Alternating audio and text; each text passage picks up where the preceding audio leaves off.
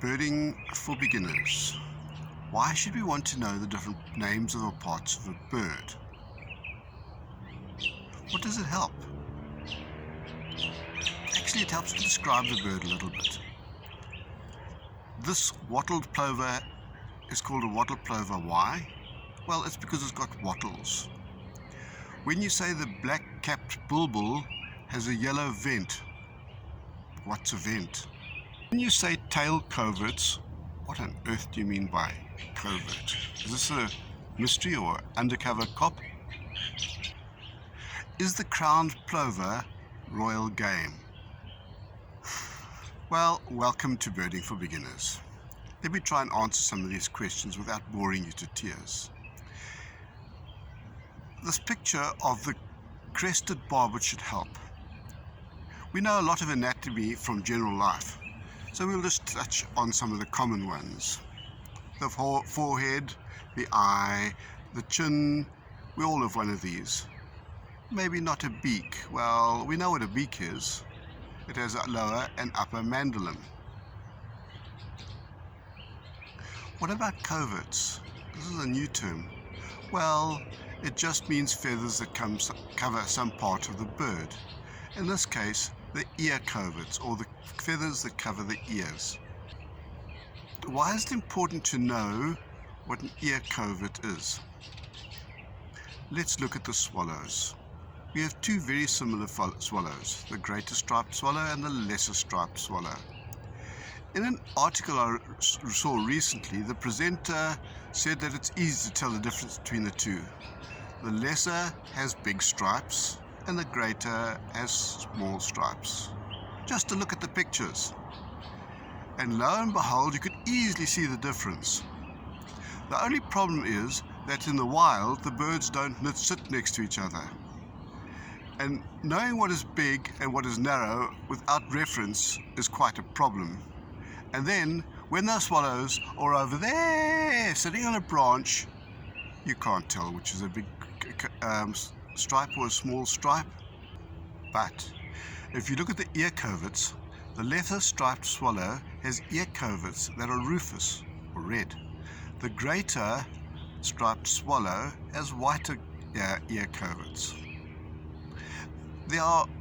It's white all over the body with stripes, and so the stripes sort of go up into the ear coverts as well. So the swallow with the greater number of stripes is the greater striped swallow, and the one with the rufous ear coverts is the lesser striped swallow, because it's got less stripes. I quite like that because I can see that from quite far away. Back to our picture. Next we see that the throat, we have one of those, a breast, belly, feet, thigh, and a vent. Oops. What's a vent? Some interesting bits. For a bird to fly, it needs to be as light as possible. So the digestive system is designed without a bladder and without a colon.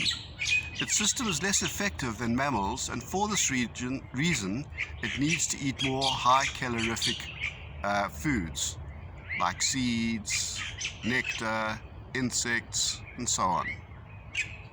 Not having a bladder and a rectum means that the bird only needs to have one orifice to excrete the waste, and this is called the vent. The telltale sign differentiating factor for the black-capped bulbul is that it has a yellow vent. Well, we know what a tail is and a rump. When I was courting my wife, we went to eat at the university mess, and my wife ordered a lady's rump.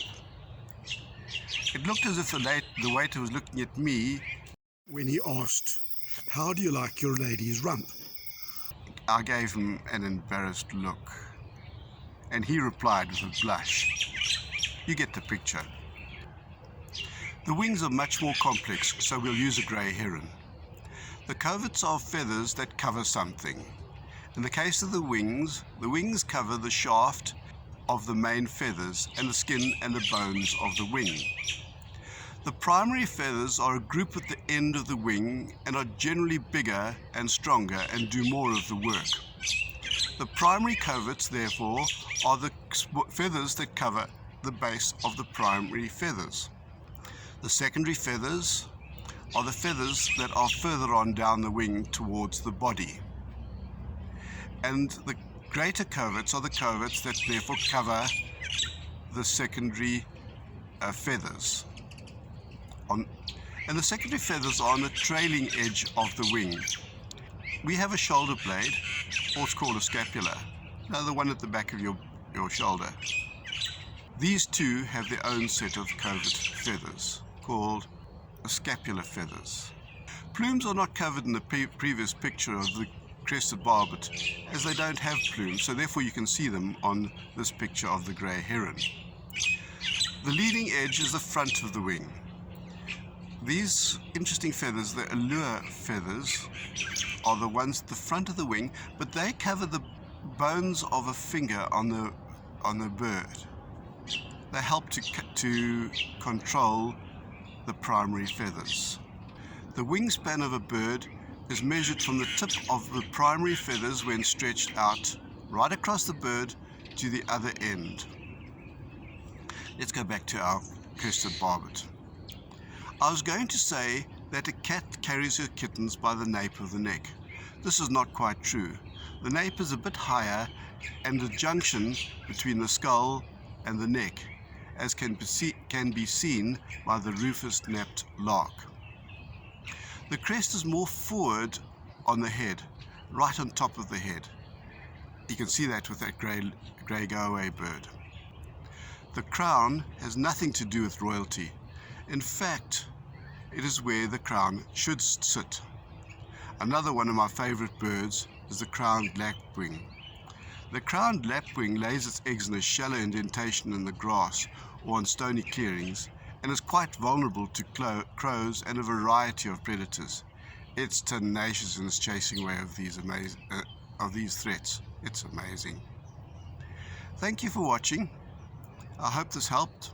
I hope you understand a bit more of when the book says it has yellow or pink coverts for the ear coverts or whatever it is, you know where those are. Well, thank you for watching. Please like and share and subscribe. It was good to be with you. Bye.